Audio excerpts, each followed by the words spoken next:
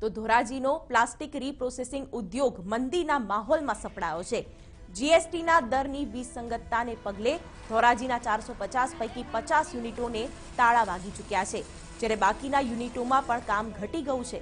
આ પ્રદૂષણ ઘટાડતા પ્લાસ્ટિક રીપ્રોસેસિંગ યુનિટોને પ્રોત્સાહન આપવાને બદલે સરકારે જીએસટીના 5 થી લઈને 18% સુધીના વેરા ભારણને કારણે મંદી સર્જી છે।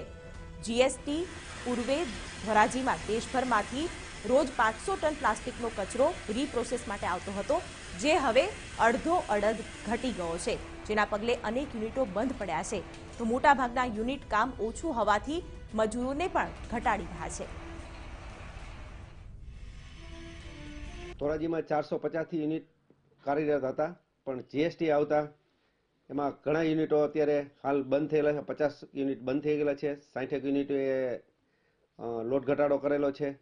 આ ઉદ્યોગ 8 થી 10 હજાર રોજગારીઓ પૂરો પાડતો હતો।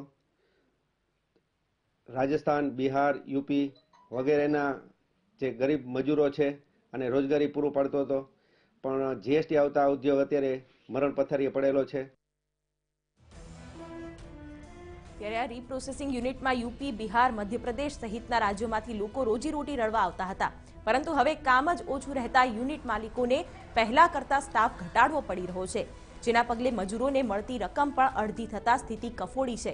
ગુજરાત બહારથી આવેલા અનેક મજૂરોએ સરકાર રાહત આપે તેવી માંગ કરી છે, નહીં તો મજૂરોને રોજીરોટી માટે અન્ય સ્થળે હિજરત કરવાની પણ ફરજ પડી શકે છે। प्लास्टिक का काम करता हूँ, इसमें मजदूरी हमको नहीं पूरा होता है, इसीलिए हमको कुछ चाहिए परिवर्तन। में फैमिली को क्या खिलाएगा, ऐसे हम लोग को मजदूरी मिलना चाहिए। फैक्ट्री बंद होने लगी है, काम बहुत कम चल रहा है, वेतन बहुत कम मिल रही है। हम लोग यहाँ बैठ कर क्या करेंगे, हमारे बच्चे भूखे रहेंगे ना। ये टैक्स लगने की वजह से सब कंपनियां बंद होने लगी हैं।